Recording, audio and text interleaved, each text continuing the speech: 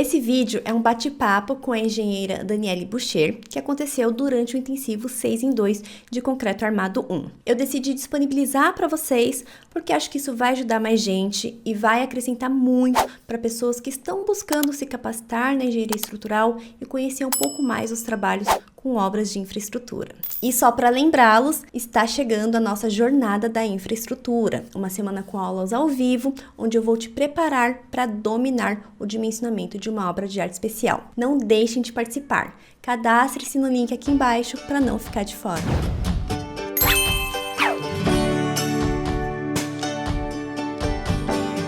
Olá pessoal, boa tarde, sejam bem-vindos de volta ao nosso intensivo. Bom, espero que todos estejam aproveitando, aprendendo bastante. E agora, esperar um pouquinho o pessoal ir voltando, né? Mas vamos começar um momento muito especial em que a gente vai receber uma grande convidada para um bate-papo. Vai ser inspirador, ela vai contar da experiência dela. Hoje vamos ter a honra de conversar com Daniele Boucher. Ela é líder de projetos de estruturas na Sener, uma empresa espanhola. E ela vai contar um pouquinho melhor sobre os projetos dela. Engenheira civil pela Escola Politécnica da USP, tem 25 anos de experiência em engenharia consultiva, em projetos de estruturas. E eu já vou dar a palavra à Daniele. Deixa eu só ajeitar aqui que eu acho que consegui ver. Olá, Daniele! Tudo bem? Bom, eu vou compartilhar aqui então e vou me apresentar. Bom, pessoal, me apresentando, a Gabi já deu uma introdução. Eu sou engenheira civil, meu nome é Daniele Boucher. Eu sou paulistana, nasci aqui em São Paulo, vivo aqui em São Paulo, mas antes da gente falar da profissão, né, a gente precisa honrar nossas origens aí. Eu, como disse, sou paulistana, nasci aqui em São Paulo, filha do Joel e da Manuela, meus pais. Sou casada com o Marcelo, sou mãe de dois adolescentes, a Gabriela e o Fernando. E para a gente não esquecer, essa introdução é para a gente não esquecer que além da vida profissional, a gente tem uma vida pessoal que a gente também tem que cuidar. Um toque para vocês aí. A minha trajetória começa como talvez tenha começado a trajetória de vários de vocês. Eu estudei grande parte da minha vida em escola pública, tive uma oportunidade de fazer um colegial numa escola particular e acabei entrando na Poli, que foi um grande divisor de águas na minha vida. Eu digo que a Poli mudou a minha vida, né? Eu fui a primeira pessoa da minha família a conseguir ter uma graduação, a conseguir terminar, a concluir uma faculdade. Então, a faculdade, a escola de engenharia da USP, a escola Politécnica, mudou a minha vida, né? Depois da Poli, eu fiz um MBA em gestão de projetos na GV, já tinha uma certa experiência profissional, e depois que eu finalizei esse MBA em gestão de projetos na GV, eu fui tentar voltar a estudar na minha alma mater, que é a Escola Politécnica. Fui fazer mestrado que eu não tinha tido possibilidade de fazer na época da graduação. Infelizmente, foi muito difícil conciliar, eu fiz todas as matérias, as disciplinas, fui aprovada, mas conciliar a produção do texto, da dissertação com o trabalho foi muito difícil e eu acabei me desligando no começo desse ano, não concluí o mestrado por falta da apresentação da dissertação. Uma coisa relevante, eu sempre trabalhei muito com a parte de pontes, né? E nesses anos aí desenvolvi uma bagagem e fui convidada para participar do comitê de revisão da norma 7187, que é a norma de pontes, viadutos e passarelas de concreto. E participei praticamente de todas as reuniões, tivemos excelentes discussões, e queria deixar aqui o convite para todos, convite e a lembrança que as normas que nós usamos, elas são feitas por nós, elas são feitas por voluntários que participam dos comitês, que participam das normas. A norma é aberta para a participação de qualquer engenheiro, né? Participem, e ajudem a gente a ter normas melhores. Sim. Aqui eu tenho também meus contatos, se alguém quiser depois entrar em contato comigo, estou à disposição. Bom, a gente está aqui falando de engenharia, né? E uma coisa que eu gosto muito de falar antes de começar a falar de engenharia é dizer que engenharia não é ciência. Engenharia é arte. Cada um vai ter uma solução diferente para um mesmo problema.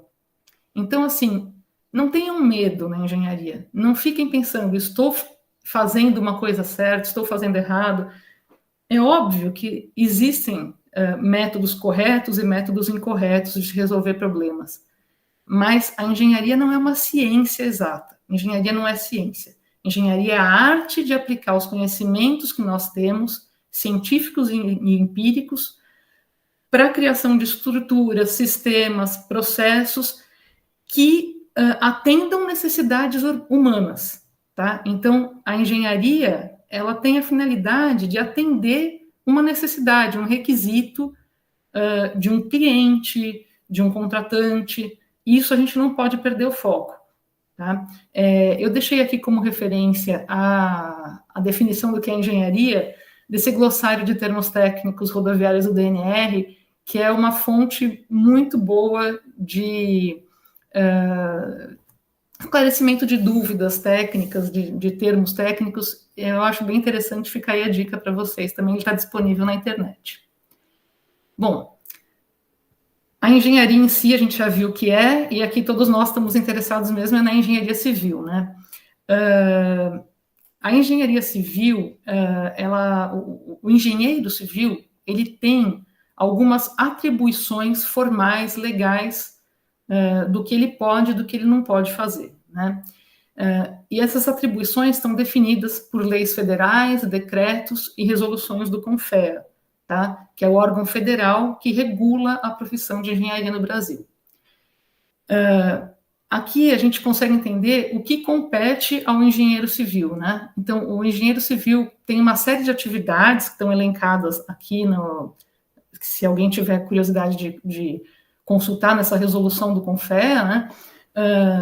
Essas atividades podem ser, para a engenharia civil, as atividades relacionadas a edificações, estradas, pistas de rolamento, aeroportos, sistemas de transporte, enfim, saneamento, pontes, uma infinidade de coisas.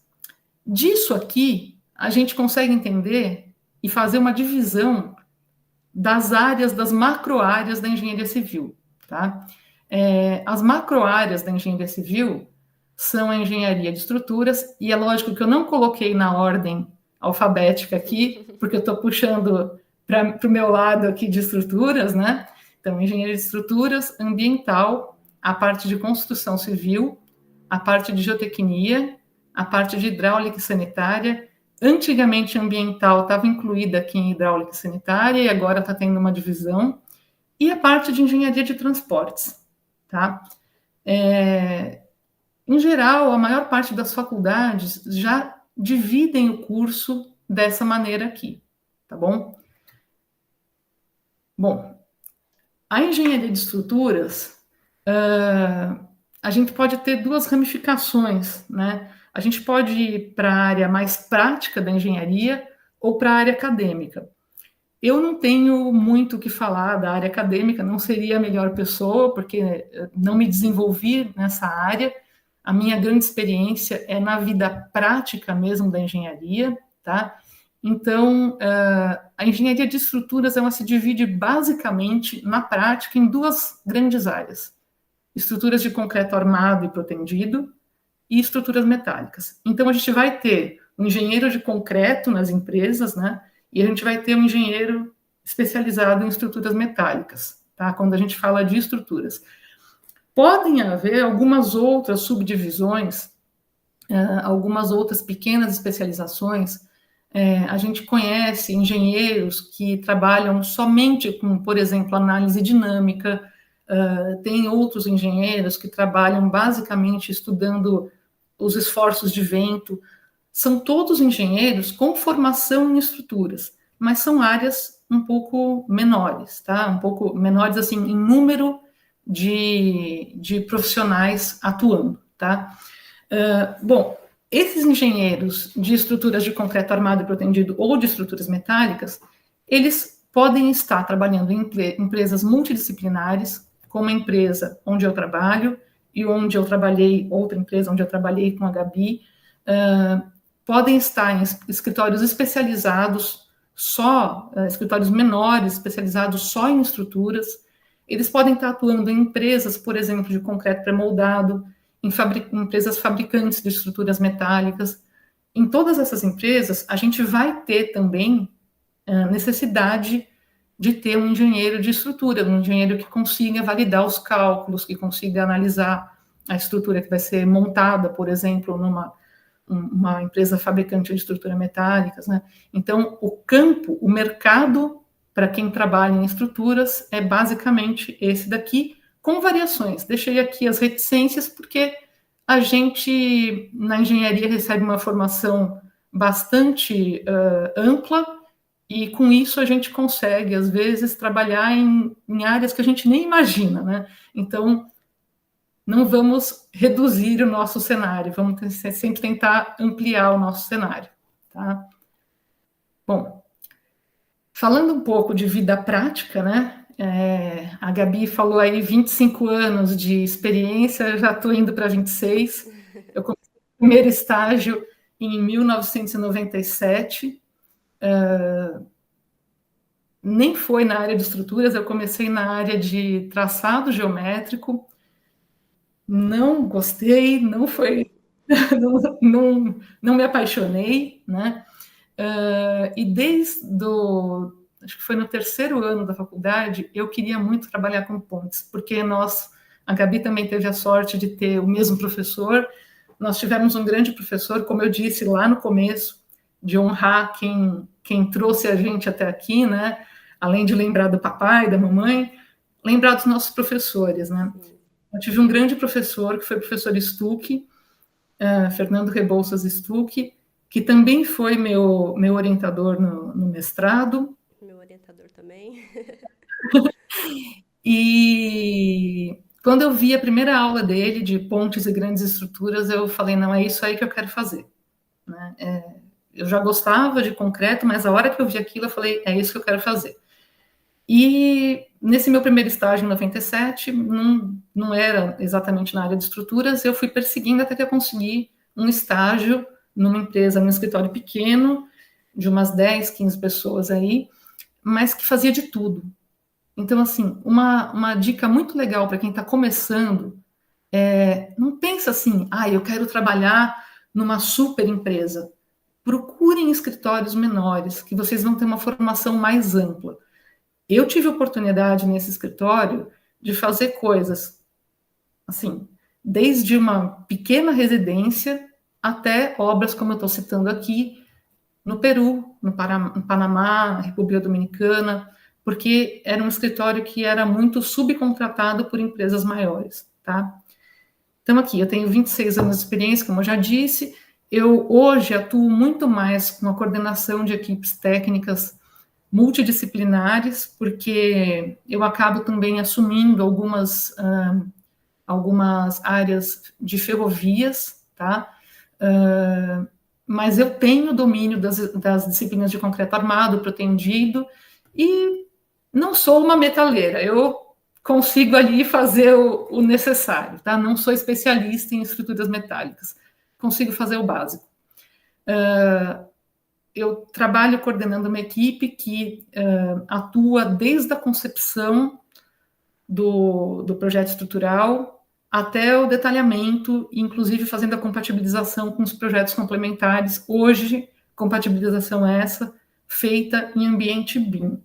Tá? Eu vou falar mais para frente do que a gente precisa para o futuro dos nossos profissionais, e uma coisa muito importante é entendam BIM, pensem em BIM, aprendam a projetar com BIM, porque o CAD um dia vai sumir e a gente vai precisar disso na nossa formação. As empresas estão exigindo, estão com muita deficiência, muita dificuldade de encontrar esses profissionais. Bom, Eu já tive experiências, como vocês vão ver aí, em vários segmentos, desde o transporte, saneamento, área educacional, residencial, institucional, tá? Eu vou mostrar um pouco aqui, então, as coisas que eu já fiz, tá? Para vocês terem uma ideia das possibilidades que vocês podem ter de atuação. Eu comecei, como eu disse, num escritório pequeno, FTO Yamada, de novo voltando a honrar quem ensinou a gente, FTO Yamada de Fábio Takahiro Yamada, grande engenheiro, muito bom, sempre teve um escritório, o escritório dele continua, e foi um grande mentor, um grande mestre para mim. Eu trabalhei lá quase 13 anos, né? Aprendi muita coisa, mas estava sentindo necessidade de ir para uma empresa maior, né? E surgiu a possibilidade de eu ir para a ABB, que é uma empresa que na época tinha em torno de 120 mil funcionários no mundo todo. Hoje eu não sei quanto tem, mas é uma empresa de eletricidade, de eletrônica, principalmente aqui no Brasil, de eletrônica, de eletricidade de potência. Ela faz transformadores, coisas assim. No mundo inteiro, eram 120 mil engenheiros eletricistas. E tinha 20 engenheiros civis aqui no Brasil que davam suporte à implantação de subestações, né? Para subestações para as quais a ABB vendia os transformadores, aqueles grandes transformadores enormes. Uma vez veio o maior avião do mundo aqui buscar um desses para levar para o Chile, né? Mas, como eu disse, nós éramos 20 em 120 mil. A gente não tinha valor ali, né? Então, não foi uma experiência longa, porque não foi uma experiência que agregasse conhecimento para mim, porque a gente fazia coisas muito simples lá, tá? A complexidade estava na engenharia elétrica, não na engenharia civil. Eu saí de lá, fiz um período de consultoria para a Panserv, que é a empresa que eu trabalhei com a Gabi, e logo em seguida, nessas consultorias que eu estava fazendo particulares, apareceu a possibilidade de trabalhar na Projectus. A Projectus é uma empresa que trabalha muito mais com a área industrial, tá? Então, aí eu fui trabalhar com Petrobras. É um mundo à parte, tá? Totalmente diferente da área de engenharia voltada para infraestrutura de transportes, que é o que a gente mais lida aqui hoje, né? Eu trabalhei na modernização e ampliação da refinaria de Paulínia, na Replan, inclusive fazendo assistência à obra. Eventualmente, uma vez a cada 2 semanas, aproximadamente, eu ia para Paulínia e fazia ajustes, modificações, alterações de projeto que a obra necessitava. Em 2012, a Planserv, que era uma das empresas que mais contratava a FTO Yamada, me chamou.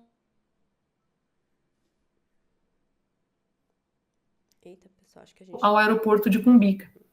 E daí eu fui para a Planserv para fazer a implantação desse projeto, e vieram vários outros, e fiquei na Planserv por quase 10 anos.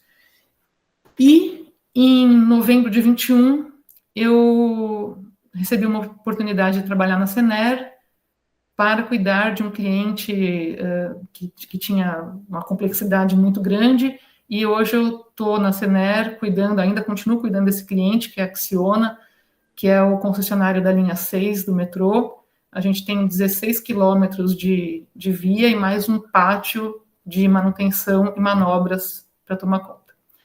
Desde maio de 2011, eu também faço consultorias particulares, né, privadas, com a minha empresa, que é a BRA Engenharia de Projetos. Tá bom? Bom, falando um pouquinho mais dessas obras aí. A minha primeira obra foi no prolongamento da rodovia dos Bandeirantes, lá em 1998. Ligava Campinas a Cordeirópolis. Porém, eu não fiz uma ponte. A gente não começa fazendo coisa grande. Às vezes a gente fala assim, não, eu quero uma profissão que tenha glamour, que eu passe no lugar e mostre para os meus filhos, olha, a mamãe que fez isso daqui. Eles vão abaixar a cabeça, ela vai cair na minha cabeça, então, né, mãe? A gente fica brava, mas tudo bem, a gente aguenta, né? o meu primeiro projeto foi de galerias. Eu fiz bueiros, eu fiz bueiros celulares mesmo, projeto padrão. Fiquei, acho que uns 6 meses calculando bueiro para montar um projeto padrão, tá? Então, às vezes, a gente tem que começar pequenininho e ir crescendo. Logo em seguida, o escritório que eu trabalhava tinha a oportunidade de fazer, a gente fez a parte de concreto do Cebolinha, ali que fica na 23 de maio, aqui em São Paulo, em frente ali onde é o antigo Detran, né? Então foi um projeto interessante também, com estruturas mistas, as vigas em estrutura metálica e os tabuleiros em concreto, que é essa imagem que está aqui ao lado. Outro tipo de obra que eu trabalhei foi na central de britagem do canteiro de obras da margem direita da hidrelétrica de Jirau. O contratante era Camargo Correia e a gente tinha que fazer a britagem da pedra lá. A gente não tinha como transportar a pedra já britada para fazer a usina. Então, aqui ó, tem uma plantinha de como era, tinha um acesso aqui, o pessoal trazia as pedras para cá. Aqui era um enorme britador, que é uma espécie de um muro de contenção, onde tinha o equipamento para britagem da pedra, e essa pedra britada saía por esteiras para as pilhas, tá? Vocês podem ver aqui ao lado que nós temos pilhas de armazenagem. Tem pilhas de brita 1, brita 2, brita 0, areia, areia artificial, né? Areia de rio, né?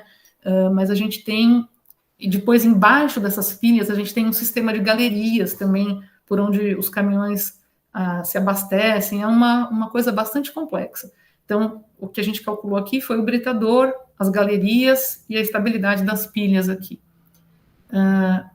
Outro trabalho interessante, consumiu todo o meu conhecimento de metálicas, né, que não é muito grande, mas foi o armazém para estocagem de açúcar. Aqui é um armazém para 50 mil toneladas de açúcar no Porto de Santos, tá?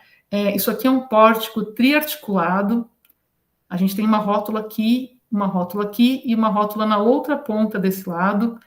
Ele só é estável porque existe um grau de hiperestaticidade que é dado por um muro enorme aqui, cheio de contrafortes, porque um pórtico sem uma estrutura desse tipo aqui como apoio seria um pórtico instável e hipostático, tá?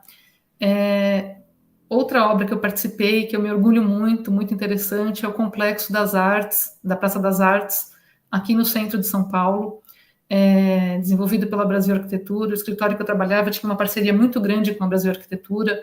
Eles são os herdeiros da Lina Bobardi, que é a arquiteta responsável pelo MASP, tá?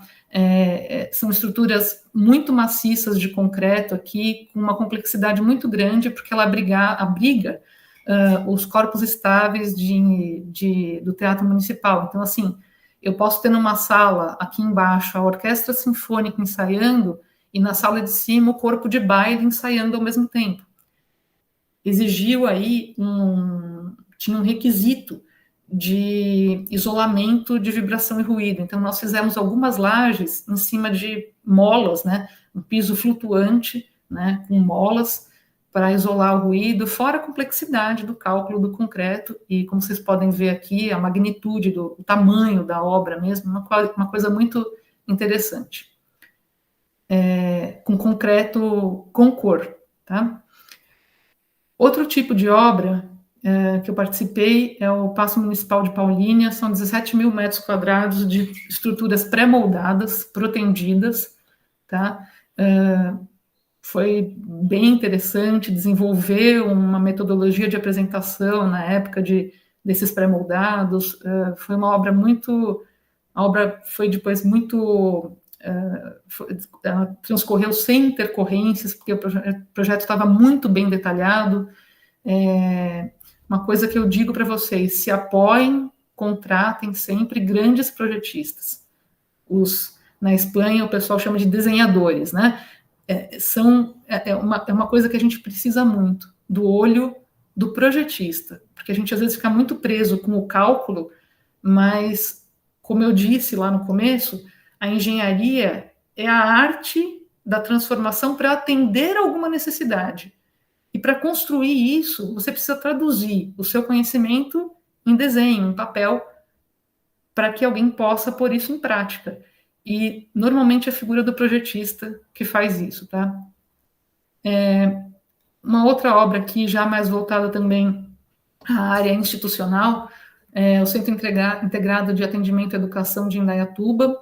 Aqui fica a Secretaria de Educação do município, e aqui, essa área aqui, é um teatro para 700 pessoas. Foi muito interessante também conhecer essa parte de fazer a parte de urdimentos para pendurar todas as coisas de cenário, foi bem interessante. Aqui, uma foto da obra em execução e ela já finalizada. Também fiz aqui na parte de pontes, que eu gosto muito, mas não coloquei muitas fotos aqui de pontes, porque eu queria justamente que vocês vissem a variedade de coisas que estão abertas para o engenheiro de estruturas, né? Mas aqui tem uma ponte que a gente fez lá no escritório, a parte dos acessos. São seções celulares protendidas, e o escritório que era do irmão do Fábio Oyamada, Rui Oyamada, que fez essa parte aqui da estaiada em si. Como eu disse, eu fui uma época trabalhar com Petrobras, numa refinaria. Eu trabalhava aqui em São Paulo, mas eu ia à refinaria, e para que vocês tenham ideia do que é uma refinaria, a gente tem estruturas mais brutas desse tipo, sabe? Isso aqui é uma estrutura de pipe rack, onde passam várias tubulações, são muitas torres de 40, 50, 60 metros de altura, às vezes, com fundações bastante complexas. Então, aqui também é um outro cenário, e é uma área que hoje está voltando a ter um aquecimento bastante grande aqui no Brasil. Com a Lava Jato, ela deu uma super desacelerada, e hoje a gente está retomando isso. Uma obra que eu acho que a Gabi trabalhou junto com a gente, o elevado da linha 13, que a gente desenvolveu na Planserve, que liga o centro de São Paulo ao aeroporto de Cumbica, tá? São 8 quilômetros de elevado no total. O nosso trecho era um pouco menor, o outro trecho era compartilhado com uma outra empresa, né? Era um consórcio, e nós fizemos aproximadamente metade desses 8 quilômetros. Aqui é o pátio oratório da linha 15 do metrô, com diversas unidades também. Aqui é a parte de manutenção, as vigas para as vias, porque o monotrilho é um pátio de monotrilho, né? O monotrilho ele anda em cima de vigas e não anda em cima de trilhos, como as outras vias do metrô, né? Aqui é uma outra obra que a gente trabalhou, que é um viaduto lá em São Bernardo, com estrutura metálica e tabuleiro de concreto, é o que a gente chama de obra mista, né? Tem metálica e concreto, os dois trabalhando juntos. Eles funcionam de uma maneira diferente de estarem separados, né? Então tem toda uma metodologia para cálculo disso, e tem aí uma foto de uma das obras, que é a obra do Viaduto dos Bombeiros, mas esse contrato eram várias obras, umas 6 obras em São Bernardo. E aqui é a obra que eu estou trabalhando hoje, né, que é o Pátio Morro Grande, da linha 6 do metrô. Ele era uma grande pedreira na zona norte de São Paulo, na região da Brasilândia, que era um lago, era uma pedreira desativada, era um lago, se formou um lago ali, né, e foi escolhida essa região para ser o pátio de manobras da linha 6.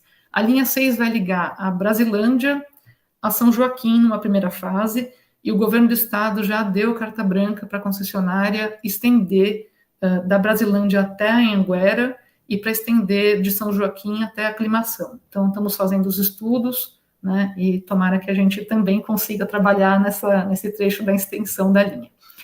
O pátio, ele é composto por vários edifícios auxiliares, e o coração do pátio é esse edifício aqui, que é o bloco A, que é o bloco de manutenção, tá?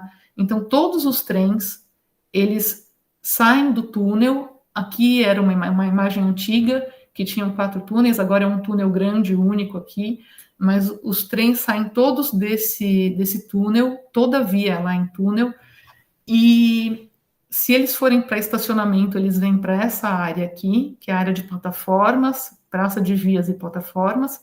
Se ele tiver necessidade de manutenção, ele vem para cá. Temos vários AMVs aqui, que são aparelhos de mudança de via, e eles vêm para cá para entrar no prédio de manutenção e receber a manutenção. Nós temos outros prédios aqui, auxiliares, por exemplo, aqui para trás tem lavagem de trens, só para trens. Nós temos subestações aqui. Aqui nós temos um prédio que foi um pouquinho modificado, ele está bem maior hoje, que é o edifício administrativo, onde vai ser a sede da concessionária. E um projeto muito, muito legal, muito interessante, muito desafiador também. Aqui uma imagem de como as obras estão, né? E nesse contrato, aqui é o bloco A e aqui é o edifício administrativo.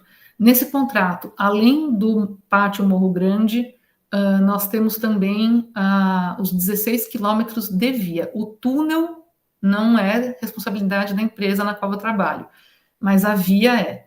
A via está em fase de final de projeto e nós vamos começar, provavelmente no próximo mês ou no outro, a montagem. Eu trouxe aqui uma imagem de outra obra, né, que eu participei de via permanente, para vocês terem ideia do que é. Então, o trem passa nessas regiões aqui, ó.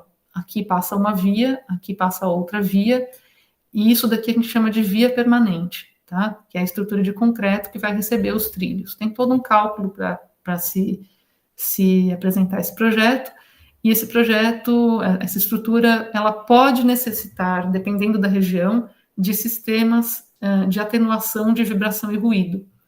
É uma coisa complexa, se vocês tiverem alguma dúvida, vocês me perguntem aí depois, mas eu estou vendo que eu já estou exagerando aqui no tempo. Mas essas pecinhas aqui são isoladores, tá? Para melhorar, para diminuir a transmissão de vibração e ruído que a passagem do trem pode causar para a vizinhança, para o entorno, tá bom? Eu trabalhei em diversas outras obras, mas o tempo é curto e também ficaria muito longa a apresentação, colocar imagens aqui de todas as coisas, né? Mas a gente tem muitas possibilidades de atuação em estruturas, desde a área, como eu disse, aí, de transportes, que é o que eu acho que eu mais trabalhei esse tempo todo, mas nós temos também aí as áreas institucionais, né, como aquele edifício que eu mostrei da Praça das Artes. Eu fiz diversos teatros também. Tem muitas coisas, a gama de oportunidades é bem grande, tá? Então, aqui tem mais uma sequência de obras com as quais eu trabalhei. E como autônoma, né, eu sempre faço algumas coisas assim à parte. Duas coisas aí que eu estou citando, estou mostrando aqui, que a gente fala que não é só de ponte, coisas muito grandes. Eu fiz a portaria do Palmeiras, eu não sou palmeirense, mas foi muito legal trabalhar dentro do clube lá também. Eu fiz uma portaria nova que eles quiseram recriar, uma portaria da época da inauguração do Palmeiras, trazer as características que tinham sido perdidas aí. E eu faço hoje também para o consórcio Monotrilho Leste, o CQP, que é o controle de qualidade de projeto, tá? Dos projetos do monotrilho da linha 15, tá bom? Bom, oportunidades para vocês, aí acho que é interessante vocês saberem, né? Como todo mundo sabe, é fato, assim, todo mundo sofre isso na pele. O Brasil é um país carente de infraestrutura. Nós precisamos de mais estradas, mais hospitais, mais escolas, nós precisamos de mais portos. Então, o Banco Mundial diz que a gente tem, em relação ao que a gente já teve no passado, aí, uma queda significativa de investimento em infraestrutura no PIB nos anos que se passaram. A gente tem que mudar esse cenário, a gente precisa, e é fato, isso vai acontecer, né? O governo do estado de São Paulo já tem investido bastante aí em novas concessões. A gente está vendo aí a ampliação da linha 6, por exemplo. O TIC, que é o trem intercidades, acabou de ser concessionado, vai ligar São Paulo a Campinas, é um trem de média velocidade. Nós temos, acabou de ser feita a licitação do básico, o projeto básico da linha 20, nós temos ampliações nas linhas 4, 5 e 13 previstas para ocorrerem, nós temos várias concessões rodoviárias em curso aí, já com leilão finalizado, em Minas e no Paraná, tem uma promessa grande da ponte de Itaparica sair, que vai ligar Salvador a Itaparica, temos a ligação seca, né, Santos-Guarujá, que também está em vias de sair. Então, a gente tem muita coisa para fazer. E a gente precisa de mão de obra boa e qualificada, tá? Então, hoje, o maior desafio que eu encontro quando eu vou contratar alguém é a baixa qualificação profissional, tá? O profissional que eu espero do mercado é alguém que tenha forte base teórica, que tenha uma visão, se não tiver a experiência multidisciplinar, pelo menos que tenha uma visão multidisciplinar. Ninguém é uma ilha. E na engenharia, a técnica também não está isolada. A gente está sempre... eu vou fazer uma galeria para canalizar um determinado córrego. Eu preciso estar em contato com o pessoal de drenagem, né, de hidrologia. Eu preciso saber como funciona a cabeça deles. Eu preciso saber... Oi? De geotecnia. Geotecnia, assim, eu preciso conversar com essas outras. A gente não pode se isolar. Então, o profissional do futuro tem que ter uma base teórica forte no que ele faz, mas ele precisa entender que ele não está isolado, tá? A gente está junto, sem trabalhar em conjunto, não funciona, não dá certo. E como eu já tinha dito lá atrás, a gente tem uma necessidade muito grande hoje de que as pessoas tenham formação e pensem em BIM, porque hoje, por obrigação legal, todos os projetos têm que ser desenvolvidos em BIM, tá? Do ponto de vista de habilidades soft skills, né, das habilidades mais subjetivas aí, não desistam, sejam resilientes. A gente sofre no começo, mas é uma profissão apaixonante. Eu sou apaixonada pela engenharia. Eu falo que eu sou uma médica frustrada.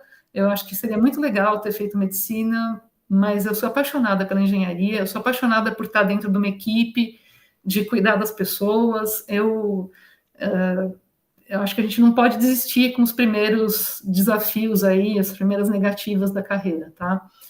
Eu desejo boa sorte a todos vocês aí. Desculpa se eu falei demais. Não, imagina. Aqui tem os meus contatos, fiquem à vontade para entrar em contato comigo. Minha vida está um pouco corrida, mas eu tenho a possibilidade, eu respondo para todo mundo. Nossa, Dani, muito obrigada. Foi Imagina. ótimo.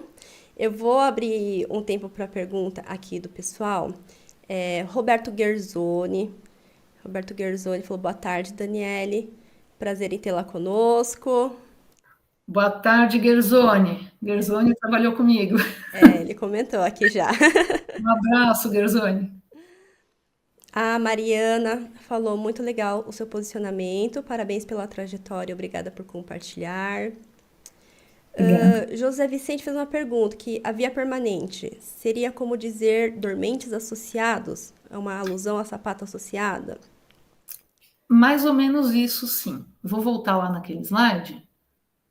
A via permanente, por exemplo, aqui, ó, a via permanente do monotrilho é a viga, que ela já é a viga de estrutura, né? E já é o trilho. A via permanente numa obra ferroviária, ela é composta pelos dormentes e pelos trilhos e pelos elementos de fixação elástica, que são essas plaquinhas que vocês estão vendo aqui, ó, tá? Mas existem dois tipos de via permanente. Existem as vias em dormentes, em lastro, que a gente chama via em lastro, e a via em fixação direta.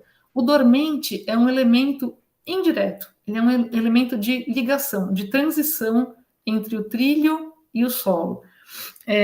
Nesse caso, a fixação, a fixação mesmo do trilho, ela é feita diretamente na laje, sem a intermediação do dormente, tá? Então, nesse caso, é como se fossem, de fato, dormentes contínuos, mas não tem a figura do dormente isoladamente do lastro. A gente tem aqui o túnel, né? A gente tem a geratriz inferior do túnel, uma certa altura aí da parte inferior do túnel é preenchida com um concreto mais pobre, nesses casos de metrô em túnel, né? E em cima desse concreto é feita a parte estrutural mesmo, que vai receber e suportar a passagem dos trens. E havendo necessidade de atenuação de ruído, essa laje ela fica flutuante, ela fica isolada, o contato é feito por amortecedores. Certo. E, Dani, uma outra pergunta, né? Você, como uma pessoa mais experiente, né? Você vivenciou o avanço dessas ferramentas de cálculo. Sim. Antigamente a gente não fazia projeto como hoje, né? E então, assim, eu pergunto que dica que você dá para os engenheiros que estão se formando agora em relação ao uso de manipular essas ferramentas diretamente, né? Assim, ó, vamos separar em duas áreas. Se a gente estiver falando em ferramentas de cálculo, eu tenho uma observação que talvez seja muito forte. Se a gente estiver falando em área de projeto, o projetista precisa dominar hoje.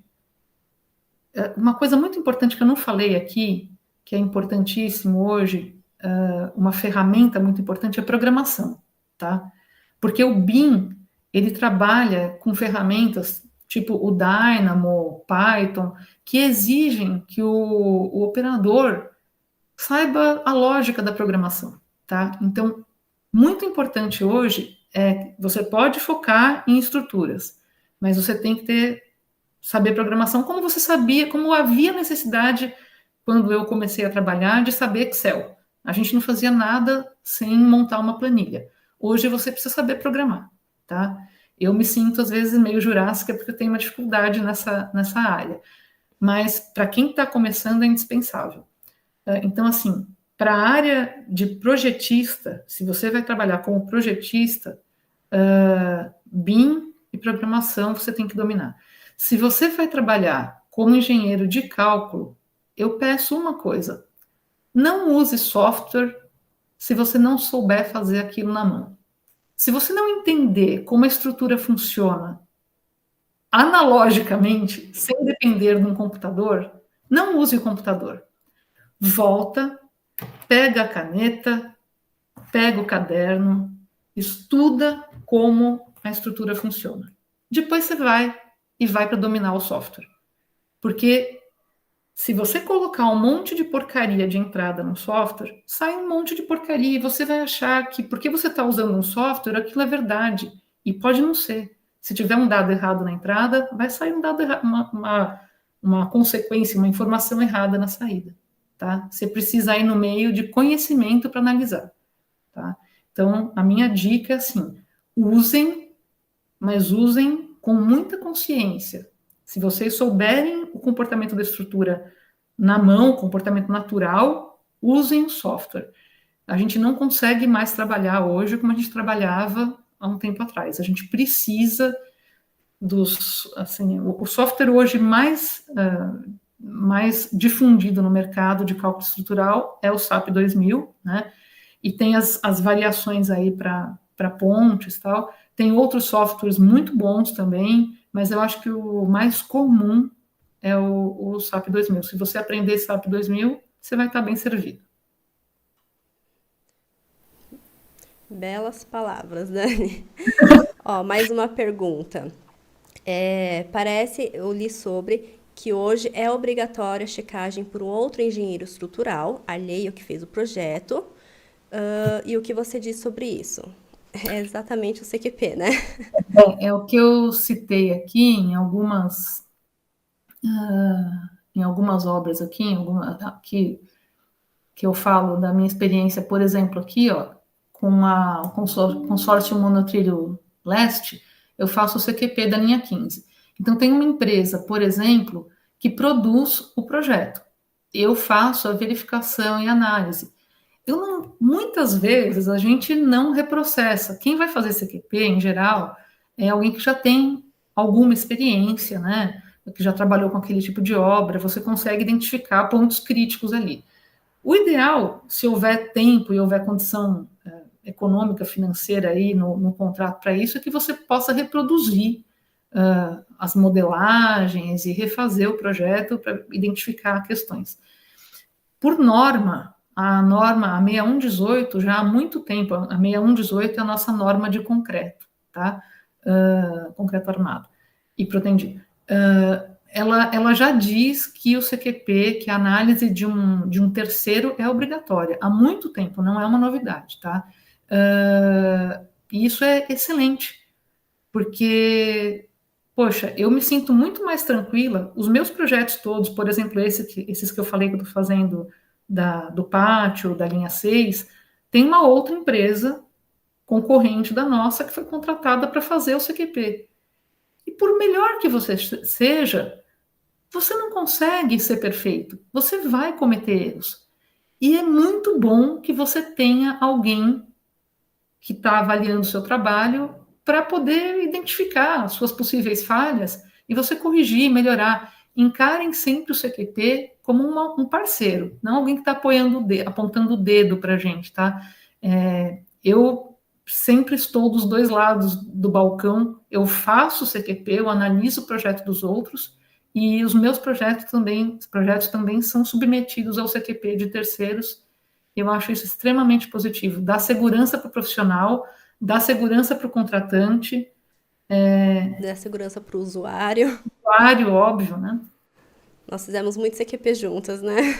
Nós fizemos sim. Inclusive, tem uma obra que a Gabi fez o CQP, da Tamoios, que foi uma obra premiada, um balanço sucessivo bastante complexo. Ela ajudou muito nesse CQP aí também.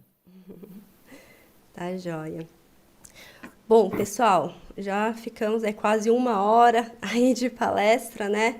Se vocês tiverem mais alguma perguntinha, daqui a pouco a gente já encerra, mas eu queria agradecer imensamente a sua presença, Dani, por compartilhar um pouquinho do seu tempo, dizer quais são as oportunidades, né? Porque infraestrutura é uma área muito grande, né? E é uma área que, quando estamos na faculdade, a gente não conhece muito, né? Só com as disciplinas que a gente tem, de pontes, realmente, mas conseguir o contato nessa área é bastante difícil, né? Sim, sim.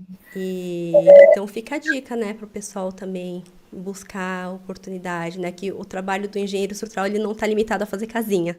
Não está limitado a fazer casinha, e tem uma área aqui que eu não apresentei, que não falei dela, porque eu migrei muito mais para a área de infraestrutura e essa área institucional, fiz muito tempo teatros, esse tipo de obra, mas muito mais voltado para transporte e um pouco de industrial, que a área comercial, de grandes edifícios. Também existe uma especialização aí nessa área, um nicho, não uma especialização, mas um nicho muito grande nessa área, né?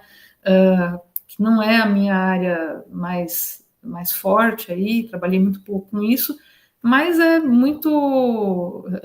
ela requer muita mão de obra também, tá? E tem muitos softwares no mercado específicos para quem vai trabalhar com edificações já de médio a grande porte. Certo. Muito obrigada, Dani. Por nada, um abraço a todos e um bom sábado de aprendizado para todos vocês. Sim. Um grande abraço. Abraço, seja sempre muito bem-vinda. Obrigada, Dani. Obrigada, gente. Tchau, tchau. Até mais. Bom, pessoal, encerramos aqui, trouxemos já o nosso convidado. Espero que vocês tenham gostado, que vocês tenham aproveitado. Foi bastante esclarecedor, eu acho, né? Mas vamos lá, vamos voltar agora ao nosso intensivo 6 em 2, concreto armado 1. Como vocês viram, é importante a gente enriquecer essa nossa base, né? A gente precisa saber calcular, parece, como ela falou, né? Um pouco jurássico, né? Mas a gente precisa, de fato, fortalecer isso, saber fazer todos os cálculos antes de estar manipulando qualquer ferramenta. Bom, pessoal, espero que vocês tenham gostado. E se vocês quiserem que eu disponibilize também o bate-papo com o engenheiro Pedro Correia, me escrevam aqui nos comentários. E caso você queira participar do Intensivo 6 em 2, que foi uma imersão de 2 dias, onde revisamos toda a matéria de concreto armado 1 com exemplo completo, a gravação está em formato de aulas e já está disponível para vocês. Acesse o link aqui embaixo para mais informações. Agora, se vocês querem ver como eu dimensiono uma sapata do zero com passo a passo completo, não deixe de ver esta super aula que está disponível no canal.